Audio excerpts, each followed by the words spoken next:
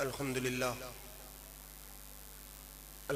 الذی اجلا قلوبنا بنور المحبت والایمان والایقان ومن علینا اذ آتانا حب نبیہ واہل بیتہ وصحابہ ذوی الاحسان والصلاة والسلام علی حبیب الرحمن سید الانس والجان وعلی آلہ وصحبہ اولی الصدق والاکرام. اما بعد فاعوذ باللہ من الشیطان الرجیم. بسم اللہ الرحمن الرحیم. الاخلاء یومئذ بعضهم لبعض عدو الا المتقین. صدق اللہ مولانا العظیم.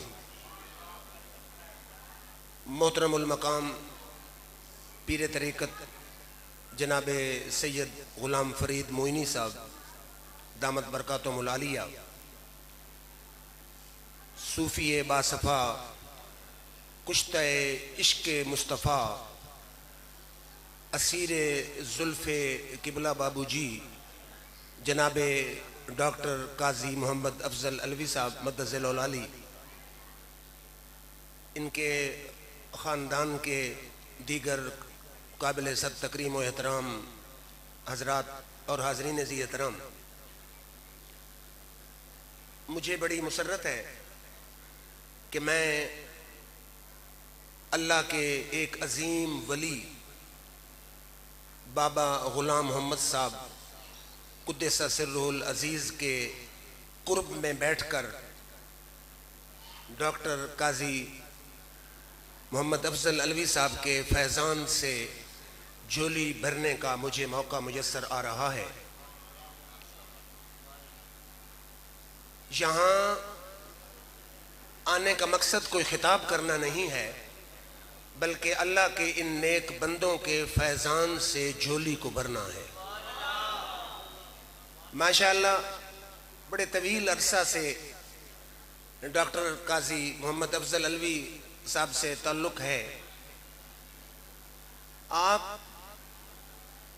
عام صوفیاء کی طرح تسبیح چلانے والے نہیں ہیں کہ صرف تسبیح ہی چلاتے رہیں. یہاں بھی قرآن حکیم کا مدرسہ بڑی آب و تاب کے ساتھ چل رہا ہے، اور راولپنڈی میں بھی تدریس قرآن کا انہوں نے بڑا حسین انتظام کیا ہوا ہے.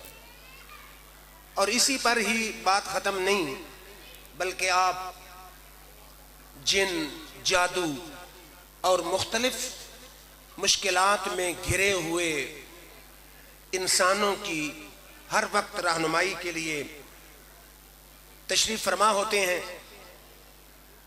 ان کی زندگی کا مشن ہی خدمت خلق ہے، اور مجھے اس وجہ سے بھی یہاں آ کے سکون مل رہا ہے کہ ان کی نسبت فیض جو ہے، نسبت بیت جو ہے، وہ آستانہ عالیہ گولڈا شریف سے ہے. اور میرے والد ذی وقار پیر طریقت رہبر شریعت صاحبزادہ محمد عبدالحق صاحب مدظ العالی کو پیر طریقت رہبر شریعت قبلہ بابو جی صاحب رحمۃ اللہ علیہ سے بیعت بھی ہے اور خلافت بھی ہے. آج کے اس سائنٹیفک دور میں لوگ یہ کہتے ہیں کہ نماز، روزہ، حج، زکوٰۃ، ذکر فکر کے بعد مرشد کامل کی بیعت، ان کی زیارت، ان کے آراس میں حاضری کا کیا فائدہ؟ مختصر وقت میں آپ نے یہ دیکھنا ہے کہ قرآن و حدیث کی روح سے اللہ کے نیک بندوں سے تعلق اور نسبت کا فائدہ اور اس کا ثواب اور ریزلٹ کیا ہے. مشکات کی حدیث ہے، میرے آقا نے فرمایا المرء علی دین خلیلہ فلینظر احدکم من یخالل. حضور اکرم صلی اللہ علیہ وآلہ وسلم نے فرمایا کہ آدمی ہمیشہ اپنے دوست کے دین کے مطابق دین اختیار کرتا ہے. اس لیے کسی سے دوستی لگانے سے پہلے تمہیں سوچنا چاہیے، غور کرنا چاہیے کہ میں کس قسم کے آدمی سے دوستی کر رہا ہوں. پھر اس سے زیادہ وضاحت میرے آقا نے فرمائی. دوسری حدیث ہے، فرمایا مثل الجلیس الصالح والسوء کحامل المسک ونافخ الکیر. فرمایا اچھے دوست کی مثال یوں ہے جیسے خوشبو کے بیچنے والے سے دوستی ہو. اور برے دوست کی مثال یوں ہے جیسے لوہار کی بھٹی میں پھونک مارنے والے سے دوستی ہو۔ فرمایا اچھا دوست اگر اس کے ساتھ تمہاری دوستی ہوئی، اما جلیس الصالح اما ان یخزیک اما ان تبتا منہ اما ان تجد منہ ریحا طیبتا، خوشبو کے بیچنے والے سے دوستی ہوئی، تو اس کی دکان پہ تو نے بیٹھنا شروع کیا، خوشبوئیں تیری طبیعت میں رچ بس جائیں گی، یا تو تیرا دوست مفت میں تجھے خوشبو کی شیشی دے دے گا، اگر اس نے مفت میں نہ دی تجھے خوشبو اتنی پسند آ چکی ہوگی کہ تو ایک شیشی خرید لے گا، اگر اس نے مفت بھی نہ دی تو نے خریدی بھی نہیں، جتنی دیر خوشبو والے کی دکان پہ بیٹھا رہے گا خوشبوئیں تیری طبیعت کو خوش تو کرتی رہیں گی۔ آپ نے بات نہیں سمجھی کہ اللہ کے نیک بندے سے دوستی ہوئی، کبھی وہ تہجد پڑھ رہا ہے، کبھی اوابین پڑھ رہا ہے، کبھی اشراق پڑھ رہا ہے، کبھی قرآن کی تلاوت کر رہا ہے، کبھی درود کا ورد کر رہا ہے، کبھی کلمے کا ورد کر رہا ہے، اس ماحول میں آنے جانے کی وجہ سے یا تو آپ بھی تہجد شروع کر دیں گے، اوابین شروع کر دیں گے، نماز با جماعت شروع کر دیں گے، ذکر خدا شروع کر دیں گے، آپ نے خود نہ شروع کیا، ہو سکتا ہے اللہ کا نیک بندہ کہے آؤ میرے دوست آج تہجد پڑھتے ہیں، آج اوابین پڑھتے ہیں، آج نماز با جماعت پڑھتے ہیں، اگر اس نے کہا بھی نہیں آپ اس کے رنگ میں رنگے بھی نہیں گئے، جتنی دیر اللہ والے کی صحبت میں بیٹھے رہیں گے اللہ کے انوار و تجلیات آپ کی طبیعت کو معطر تو کرتے رہیں گے۔ فرمایا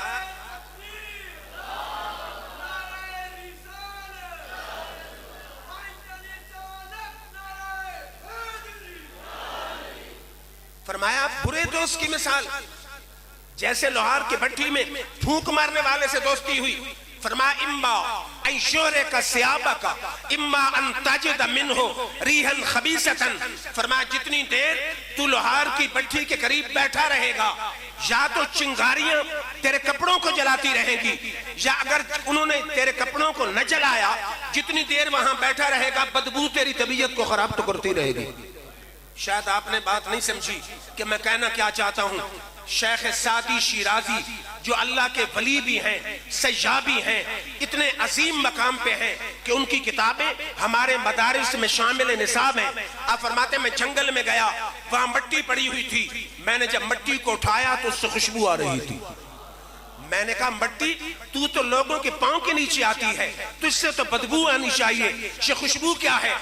تو مٹی نے مجھ سے مخاطب ہو کے کہا بگفتہ من گلے ناچیز بودم ولیکن مدتے باگل نشستم جمال ہم نشی در من اثر کر وگرنا من ہما خاکم کے ہستم۔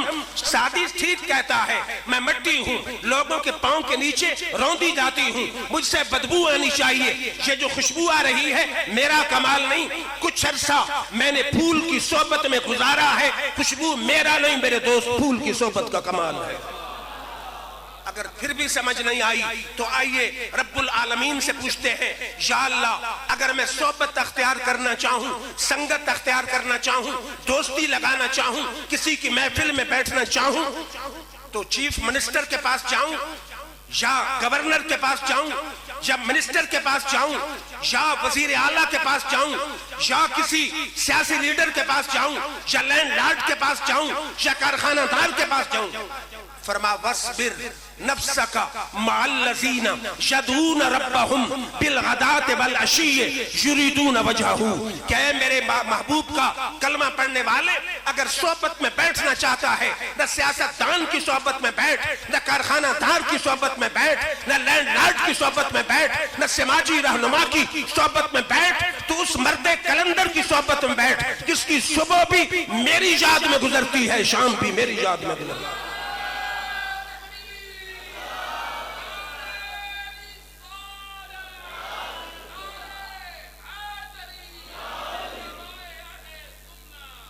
پھر میرا چشتی ذوق ہے، قرآن و حدیث تو پڑھتا ہی ہوں، اشعار میرا ذوق ہے کہ اللہ اللہ کیے جانے سے اللہ نہ ملے، اللہ اللہ کیے جانے سے اللہ نہ ملے، یہ اللہ والے ہیں جو اللہ سے ملا دیتے ہیں۔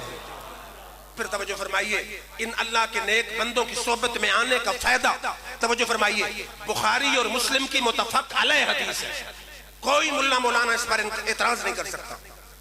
حدیث کیا ہے کہ میرے رب نے فرشتوں کا گروپ مقرر کر رکھا ہے جن کو کہتے ہیں سیاحین ملائکہ، سیر کرنے والے فرشتے، آسمان سے اترتے ہیں، کوئی یہاں اترا، کوئی وہاں اترا، کوئی یہاں اترا، جہاں ذکر خدا اور ذکر مصطفیٰ کی محفل سجی ہوتی ہے دوسرے فرشتوں کو بلاتے ہیں، ہلمو الی حاجتکم، ہلمو الی حاجتکم، ادھر آؤ تمہارا مقصد جہاں پورا ہو رہا ہے۔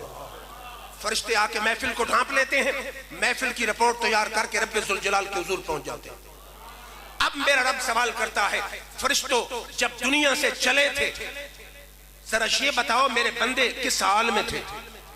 فرشتے عرض کرتے ہیں یا اللہ جب دنیا سے چلے تھے تیرے بندے تیرا ذکر کر رہے تھے۔ اب میرا رب سوال کرتا ہے، فرشتوں میرے بندے مجھ سے کسی چیز کی طلب بھی کر رہے تھے؟ فرشتے عرض کرتے ہیں ہاں یا اللہ تجھ سے جنت مانگ رہے تھے۔ میرا رب فرماتا ہے فرشتوں گواہ بن جاؤ میں نے ان کو جنت کی گارنٹی عطا فرما دی۔ پھر میرا رب سوال کرتا ہے فرشتوں کسی چیز سے پناہ بھی مانگ رہے تھے؟ فرشتے عرض کرتے ہیں ہاں یا اللہ تجھ سے دوزخ کی پناہ مانگ رہے تھے۔ میرا رب فرماتا ہے فرشتوں گواہ بن جاؤ میں نے سب کو دوزخ سے رہائی کی گارنٹی بھی عطا فرما دی۔ اب اگلا جملہ قابل توجہ ہے، فرشتے کہتے ہیں یا رب فیہم رجل خطاء انما مر فجلس معہم، یا اللہ تو نے تو 1 منٹ میں سب کی بخشش فرما دی، حالانکہ ان میں ایک بہت ہی بڑا گناہگار بندہ بھی بیٹھا تھا جو نہ ذکر کرنے آیا نہ ذکر سننے آیا، وہ تو گزر رہا تھا بائی دبے بیٹھ گیا۔ میرا رب فرماتا لہو غفرتو، فرشتوں جو بہت ہی بڑا گناہگار بیٹھا تھا ذکر کرنے سننے نہیں آیا ویسے بیٹھ گیا، ہم نے اس کی بھی بخشش فرما دی ہے۔ اب فرشتے عرض کرتے ہیں یا اللہ ماجرا کیا ہے؟ نہ ذکر کرنے آیا نہ ذکر سننے آیا نہ اس کی نیت تھی محفل میں بیٹھنے کی ویسے بیٹھ گیا، اس کی بھی بخشش ہو گئی۔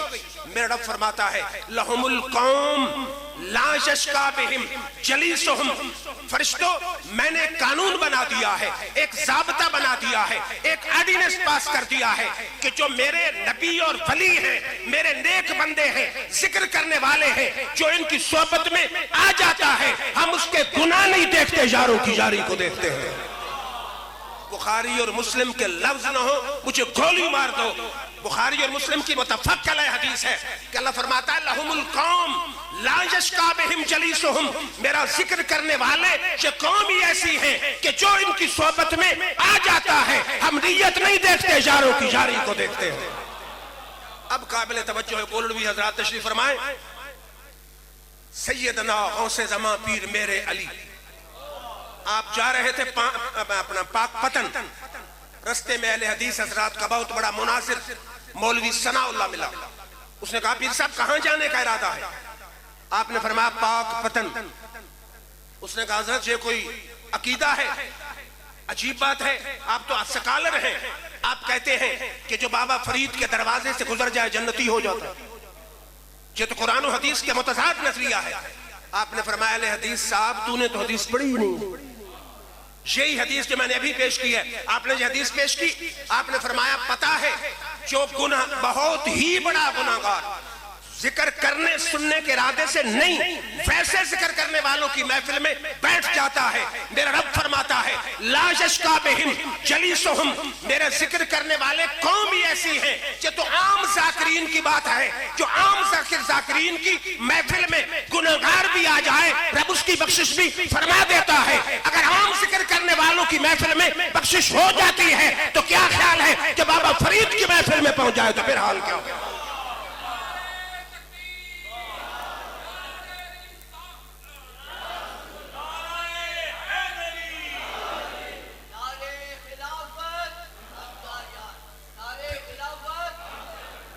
پھر ڈاکٹر اقبال کی روح تڑپی، کہتا کون کہتا ہے کہ دارو سکندر اچھا، کون کہتا ہے کہ دارو سکندر اچھا، ساری دنیا سے محمد کا کلندر اچھا۔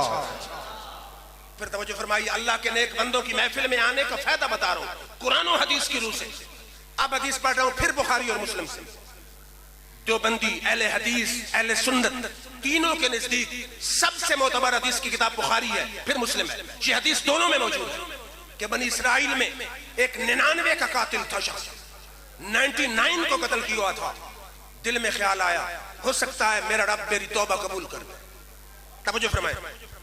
اس ارادے سے گیا ایک مولانا صاحب کے پاس، حضرت میری بخشش کی امید ہے. مولانا صاحبان کی بھی 2 کیٹیگریاں ہیں. ایک وہ ہیں جو 8 سال صرف یہی سیکھتے ہیں کہ کیسے کسی پر شرک کے فتوے ٹھونسے جاتے ہیں. ان بیچاروں کو کیا پتا کہ اللہ کی رحمت کتنی وسیع ہے. جب مولانا صاحب کے پاس پہنچا اس نے کہا تیری بخشش کی کوئی امید نہیں. اب اس گناہگار نے سوچا جب بخشا جانا نہیں تو 99 کیا اور 100 کیا، اس نے مولانا صاحب کو بھی قتل کر. قصہ نہیں، کہانی نہیں، ڈائجسٹ کی بات نہیں، بخاری اور مسلم کی متفق علیہ حدیث ہے. قتل کرنے کے بعد پھر چل پڑا، چلتا رہا. خوشبخت ہے وہ گناہگار کہ جس کو گناہ کرنے کے بعد بھی توبہ کا خیال آ جائے. اور میرا رب کتنا رحیم ہے. حضور نے فرمایا للہ اشد فرحن لتوبت عبدہ حین یتوب الیہ. جب کوئی گناہگار اللہ کے حضور اپنے گناہوں کی توبہ کرتا ہے رب کی ذات بہت ہی زیادہ خوش ہو جاتی ہے. پھر اس امت پر میرا رب کا کرم ہے، 100 سال کا بوڑھا ہو، قبر میں ٹانگیں ہو، رب کی طرف رجوع کرے. رب فرماتا آیا تو لیٹ ہے لیکن اپنے محبوب کے جوتوں کے صدقے تیری توبہ اب بھی میں قبول کرنے کے لیے تیار ہوں. ویسے بڑھاپے کی توبہ قبول ہے لیکن میرے آقا نے فرمایا ما من شیء احب الی اللہ من الشاب التائب. میرے رب کو کوئی عمل اتنا پسند نہیں جتنی جوان آدمی کی توبہ پسند ہے. کہ چڑھتی ہوئی جوانی ہو، اعضاء میں قوت ہو، طاقت ہو، برادری ہو، پیسہ ہو، بندہ کہے یا اللہ لوگوں کے خوف سے نہیں تیرے خوف سے میں توبہ کر رہا ہوں. شیخ سعدی نے کہا نا کہ در جوانی توبہ کردن شیوہ پیغمبری وقت پیری گرگ ظالم می شبد پرہیزگار. کہ جوانی کی توبہ تو پیغمبروں کی سنت ہے. بڑھاپے کی کیا توبہ ہے کہ بھیڑیا بھی کہتا میں اب شکار نہیں کروں گا. چنانچہ پھر اس کے دل میں خیال آیا کہ سنا ہے اللہ کی رحمت بڑی وسیع ہے، ہو سکتا ہے میری توبہ کی کوئی سبیل نکل آئے. پھر وہ آیا کسی روکھے سوکھے مولوی کے پاس نہیں، کسی ڈاکٹر قاضی افضل علوی صاحب جیسے صاحب نسبت عالم کے پاس آیا جس کا ہاتھ کسی اللہ والے کے ہاتھ میں تھا. وہ مولانا روم کہتے ہیں نا کہ مولوی ہرگز نہ شد مولائے روم تا غلام شمس تبریزی نہ شد. ہر مولوی مولانا روم نہیں بنتا، مولانا روم وہی مولوی بنتا ہے جس کا ہاتھ کسی اللہ والے کے ہاتھ میں ہوتا ہے. آگے اس نے کہا حضرت میری بخشش کی امید ہے، میں 100 کا قاتل ہوں. آپ نے فرمایا ہاں تیری بخشش کی امید ہے. بخاری اور مسلم کے لفظ ہیں قریۃ الصالحہ. یہ سامنے ایک نیک بستی ہے. قریہ کہتے ہیں بستی کو، صالح نیک بستی ہے، وہاں اللہ والے رہتے ہیں. وہاں جا کے توبہ کر، میرا مجھے یقین ہے رب تیری توبہ کو قبول فرما لے. آج لوگ کہتے ہیں یہ گولڑا شریف کہاں سے آیا، یہ سیال شریف کہاں سے آیا. یہ گولڑا شریف اس حدیث سے نکلا ہے. میرے آقا نے فرمایا قریۃ الصالحہ نیک بستی. ارے بستی تو کہتے ہیں مکانوں کو، بازاروں کو، دیواروں کو. عقل تڑپتی ہے کہ دیواریں اور مکان کبھی نیک ہوئے. میرے آقا اشارہ کر گئے جہاں نیک ہوتے ہیں نیکوں کو صدقے دیواریں بھی نیک کہلاتی ہیں. چل پڑا اللہ کے ولیوں کی در کی طرف توبہ کرنے کے لیے. ابھی رستے میں تھا کہ موت آ گئی. توجہ میری طرف رکھیں. عذاب والے فرشتے بھی آ گئے، ثواب والے بھی آ گئے. عذاب والوں نے کہا 100 کا قاتل ہے، روح کو ہم نے لے کے جانا ہے. ثواب والوں نے کہا اللہ کے ولیوں کی در کی طرف چلا تھا توبہ کرنے، روح کو ہم نے لے کے جانا ہے. جھگڑا ہوا. میرے رب نے فرمایا فرشتوں جھگڑو نہیں، میں فرشتہ بھیجتا ہوں جو تمہارا فیصلہ کر دیتا ہے. بخاری اور مسلم کی متفق علیہ حدیث. میرے رب نے فرشتہ بھیجا. اس نے کہا کہ میں فیصلہ یہ کرتا ہوں کہ کیسو ما بینہما، جہاں بندہ مرا پڑا ہے وہاں سے لے کر اس کے گھر تک جگہ ماپو، اور مرنے کی جگہ سے لے کر ولیوں کے در تک جگہ کو ماپو. اگر ہیں ولیوں کے قریب تو جنت والے لے جائیں، اگر گھر کے قریب ہے تو دوزخ والے لے جائیں. اب سیکرٹری صاحب حقیقت میں وہ تھا گھر کے قریب لیکن میرے رب کی رحمت کو گوارا نہ ہوا. اگرچہ ہے ولیوں سے دور لیکن ارادہ تو میرے یاروں کا کر لیا ہے. اللہ نے حدیث کے لفظ زمین کو حکم دیا فَأَوْحَ اللَّهُ إِلَىٰ هَٰذِهِ أَن تَقَرَّبِي وَإِلَىٰ هَٰذِهِ أَن تَبَعْدِي. میرے رب نے حکم دیا گھر کی طرف والی زمین کو تو پھیل جا، اور ولیوں کی طرف والی زمین کو حکم دیا تو سکڑ جا. ولیوں کی طرف والی زمین سکڑ گئی، اب بڑا لطیف نقطہ ہے پیر صاحب کہ کتنی قریب ہوئی، 2 کلومیٹر، 1 فرلانگ، حدیث کے لفظ میں فواجدوہ اقرب بشبر، 1 بالش اللہ کے ولیوں کے قریب ہو گیا۔ کتنا قریب ہوا؟ 1 بالش قریب ہوا۔ میرے رب نے فرمایا فیصلہ کلیئر ہے، اب جنت والے لے جاؤں۔ ولیوں سے 1 بالش قریب ہے، اب عقل طلب کی ہے۔ اللہ نے اگر جنت دینی تھی تو زمین کی پیمائش کی کیا ضرورت تھی؟ ویسے جنت دے دے۔ تو واضح بات ہے اگر ویسے جنت مل جاتی تو کوئی منکر کہتا کہ اللہ کو رحم آ گیا، زمین اس لیے پیمائش کرنے کا حکم دیا تاکہ ہر ایرے غیرے کو بھی پتا چل جائے۔ ویسے جنت نہیں ملی، ولیوں کے قرب کی وجہ سے جنت ملی۔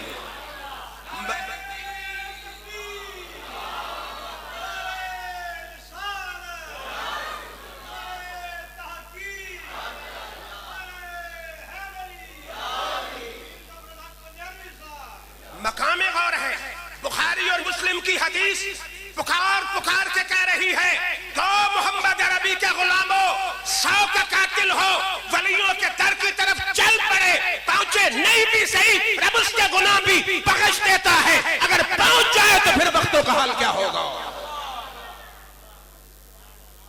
پھر توجہ فرمائیے، 3 مشکل مقام ہے پیر کامل کی صحبت کا فائدہ، موضوع ذہن میں رکھیں۔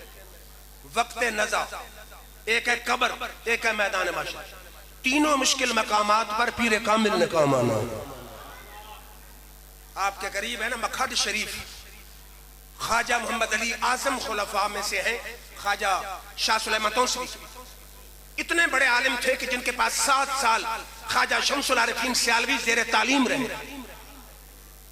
آپ کے ایک مرید تھے سید، آپ تھے پٹھان، حضرت کا آخری زمانہ تھا، چارپائی اٹھا کے سید صاحب اندر رکھتے اور باہر رکھتے۔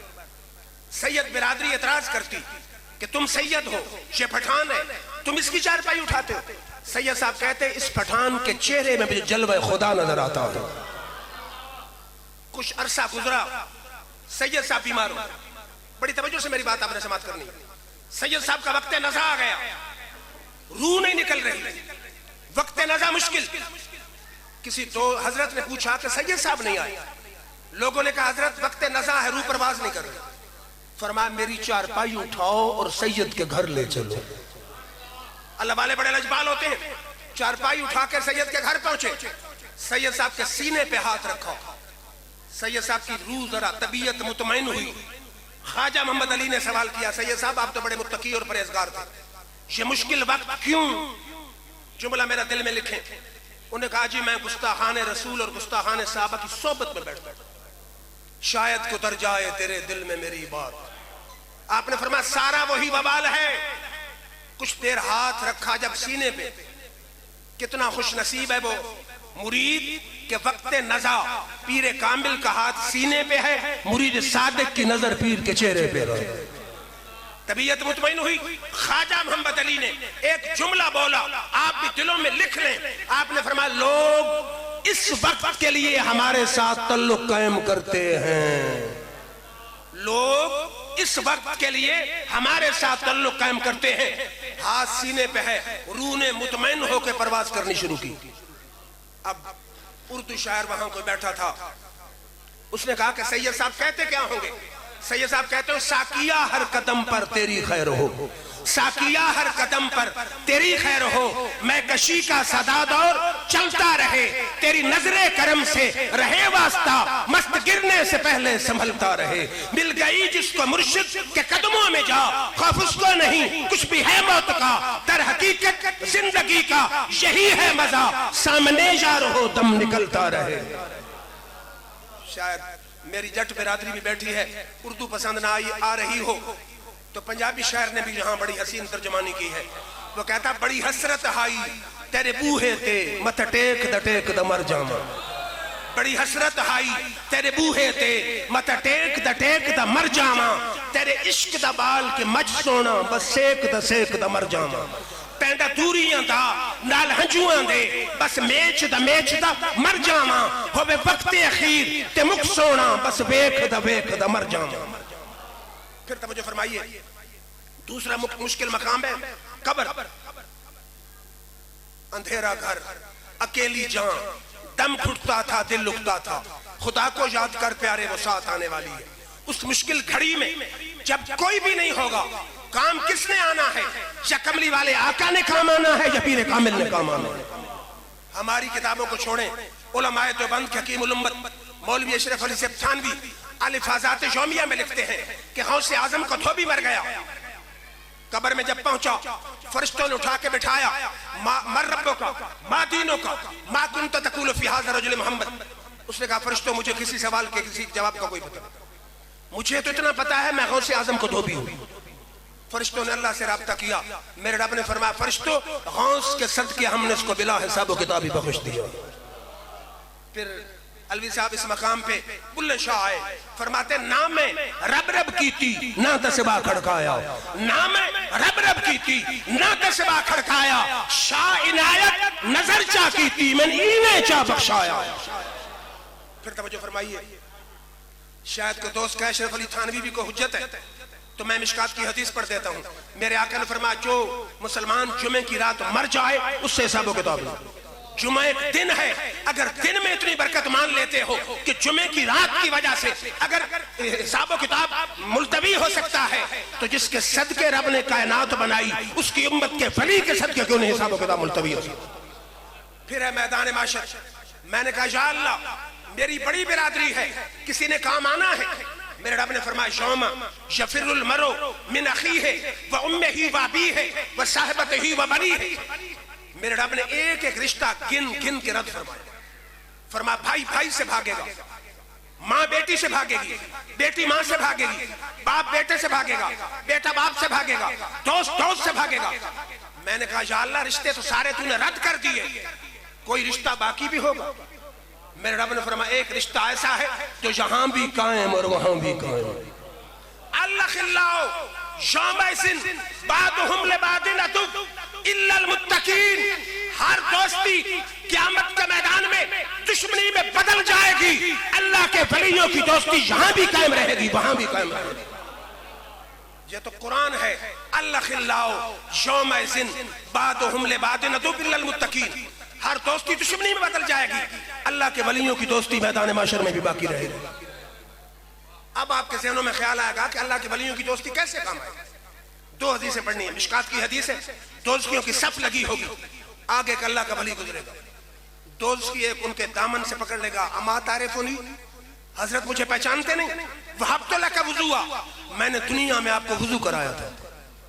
اللہ کا ولی وہیں سفارش کے ہاتھ کھڑے کر دے گا، اللہ ولی کی سفارش کو مان کے اس کو دوزخیوں کی صف سے نکال کے جنتیوں کے صف میں شامل فرما دے گا۔ پھر توجہ فرمائیے، دوسری حدیث ہے نسائی میں، یہ بھی سیاستہ کی 6 صحیح جو کتابیں مشہور ہیں ان میں 6 نمبر پر نسائی ہے۔ حدیث میں نے پہلی دفعہ پڑھی تو میرا دماغ ہی چکرا، لفظ بڑے عجیب ہے۔ حضور نے فرمایا ما مجادلۃ احدکم فی الحق یکون فی الدنیا باشد مجادلۃ من المؤمنین لربہم فی اخوانہم الذین ادخلوا النار۔ حدیث کے لفظ سنیں آپ حیران ہوں گے۔ حضور نے فرمایا قیامت کے میدان میں کچھ لوگ اللہ سے اتنا سخت جھگڑا کریں گے جتنا آج تک اپنے حق کے بارے میں دنیا میں کسی نے کسی سے جھگڑا کیا۔ آج تک دنیا میں اپنے حق کے بارے میں کسی نے کسی سے اتنا جھگڑا نہیں کیا جتنا میدان معاشر میں کچھ لوگ اللہ سے جھگڑا کریں۔ اب پہلا آپ کے ذہن میں سوال آئے گا بندہ اللہ سے جھگڑا کرے، یہ دھونس والا جھگڑا نہیں، دھاندلی والا جھگڑا نہیں، یہ پیار و محبت والا جھگڑا ہے۔ جھگڑا کرنے والے تیرے میرے جیسے نہیں ہوں گے، جھگڑا کرنے والے ہوں گے پیر طریقت پیر بابو جی صاحب رحمۃ اللہ علیہ جیسے، جھگڑا کرنے والے ہوں گے غوث زمان پیر میرے علی جیسے، جھگڑا کرنے والے ہوں گے غوث زمان شاہ سلیمان توسوی جیسے، جھگڑا کرنے والے ہوں گے پیر طریقت شہباز معرفت خواجہ نور محمد مہاروی جیسے، جھگڑا کرنے والے ہوں گے داتا علی حجویری جیسے، جھگڑا کرنے والے ہوں گے معین الدین چشتی اجمیری جیسے۔ کہیں گے کیا؟ کس بارے میں جھگڑا؟ اپنے ان بھائیوں کے بارے میں جھگڑا ہوگا جن کو اللہ نے دوزخ میں ڈال دیا۔ یقولون، اللہ سے کہیں گے ربنا، اے ہمارے رب، اخواننا، ہمارے بھائی تھے، یصلون معنا، نمازیں ہمارے ساتھ پڑھتے تھے، یصومون معنا، روزے ہمارے ساتھ رکھتے تھے، ویحبون معنا، محبت ہمارے ساتھ کرتے تھے، فادخلتم النار، تو نے ان کو دوزخ میں ڈال دیا۔ یا اللہ ہمارے بھائی تھے، نمازیں ہمارے ساتھ، روزے ہمارے ساتھ، محبت ہمارے ساتھ، تو نے دوزخ میں ڈالا۔ جملہ خود مکمل کر لیں، آگے کیا ہے؟ تم نے ان کو دوزخ میں ڈالا، پھر ہم کس منہ سے جنت میں جائیں؟ اب اللہ یہ نہیں کہے گا کہ جاتے ہو تو جاتے نہیں تو نہیں، اللہ فرمائے گا فَاذْهَبُوا فَاخْرِجُوا مَنْ عَرَفْتُمْ، اور میرے یارو ناراض کیوں ہوتے ہو؟ جاؤ دوزخ کی طرف، جو تمہارا ہے دوزخ سے نکال کے جنت میں لے آؤ۔ یہاں یہ نہیں ہے کہ جس نے 90% نمازیں پڑھی ہیں دوزخ سے نکال کے لاؤ۔ حدیث کے لفظ ہے فَاذْهَبُوا، جاؤ، فَاخْرِجُوا، نکالو، مَنْ عَرَفْتُمْ، جس کو تم پہچانتے ہو جو تمہارا یار ہے دوزخ سے نکال کے جنت کی طرف لے آؤ۔ کو سمجھ آ رہی ہے بات کی؟ پھر سلطان باؤ نے سچ کہا، نہ رب عرش معلا اتے، نہ رب خانے کعبے ہو، نہ رب عرش معلا اتے، نہ رب خانے کعبے ہو، نہ رب علمی کتابوں لبھا، مارے پینڈے بے حسابے ہو، جدود مرشد کامل ملیا، باؤ چھتے سب عذابے ہو۔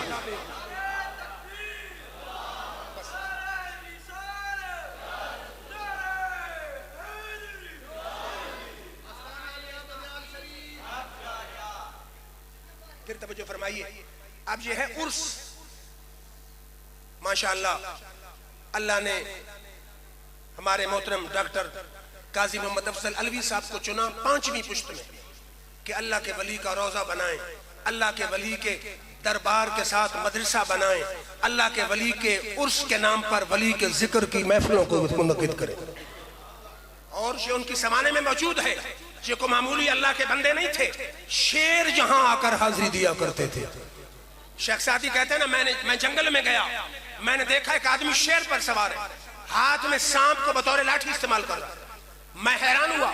اس بندے نے کہا کہ سعدی حیران ہونے کی بات نہیں، تو گردن سے حکم دابر میں پیچ کہ گردن نہ پیچت سے حکم تو ہے، سعدی تو رب کے حکم کے آگے گردن جھکا دے، رب ساری کائنات کی گردنیں تیرے آگے جھکا دے۔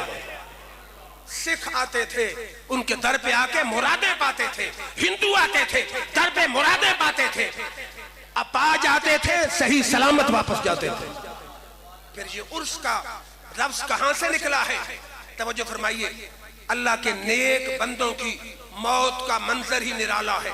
حضور اکرم صلی اللہ علیہ وآلہ وسلم کی حدیث ہے نا کہ جب ایک گناہگار کے پاس موت کا فرشتہ آتا ہے، وہ کہتا ہے یا ایتھا النفس الخبیثہ کانت فی الجسد الخبیث اخرجی وابشری بحمیم وغساق، اور پلید روح جو پلید جسم میں تھی نکل، اس حال میں نکل تجھے دوزخ کے گرم پانی اور پیپ کی خبر دے دے۔ اور اگر بندہ ہو نیک تو فرشتے کا انداز خطاب بدلتا ہے، یا ایتھا النفس الطیبہ کانت فی الجسد الطیب اخرجی وابشری بروح وریحان ورب غیر غضبان، اور پاک روح جو پاک جسم میں تھی نکل، اور اس شان سے نکل کہ تجھے جنت کی خوشبو کی خبر دیتے ہیں، رب کی رضا کی خبر دیتے ہیں۔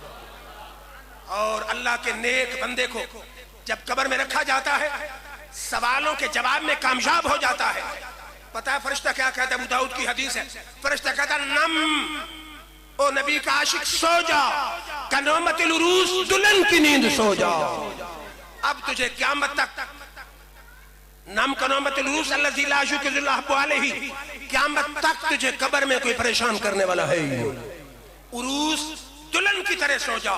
اب خدا بھلا کرے سنیوں کا، انہوں نے قبر کو پھولوں سے دلہن ہی بنا دیا ہوتا ہے، جنت کی کھڑکی کھل جاتی ہے، جنت کی خوشبوئیں آ جاتی ہے، تو یہ خوشی کا دن ہوتا ہے اللہ کے نیک بندوں کے لیے۔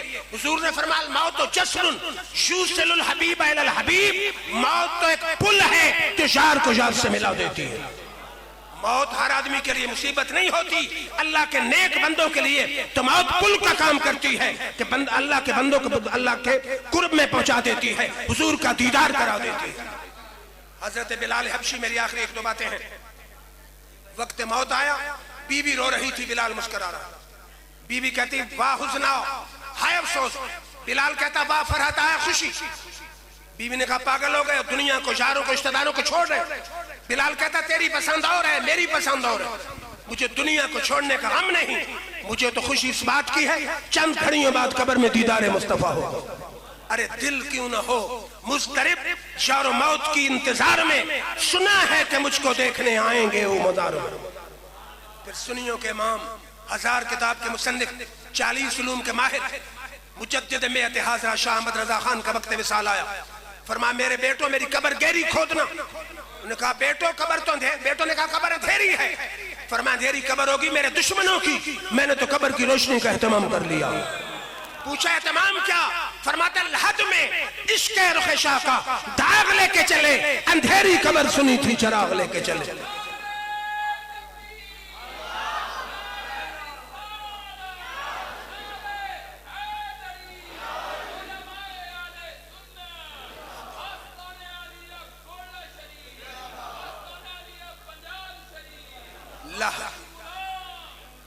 لحد میں عشق رخ شاہ کا داغ لے کے چلے، اندھیری قبر سنی تھی چراغ لے کے چلے۔ ہم نے اپنے دل میں آقا کے عشق کی شمع جلا لی ہے، ہماری قبر اندھیری نہیں نور علی نور ہوگی۔ انہی الفاظ پہ اجازت میں دوبارہ شکریہ ادا کرتا ہوں جناب محترم قاضی ڈاکٹر محمد افضل الوی صاحب کا کہ جنہوں نے اتنے عاشقان مصطفیٰ کی زیارت کا مجھے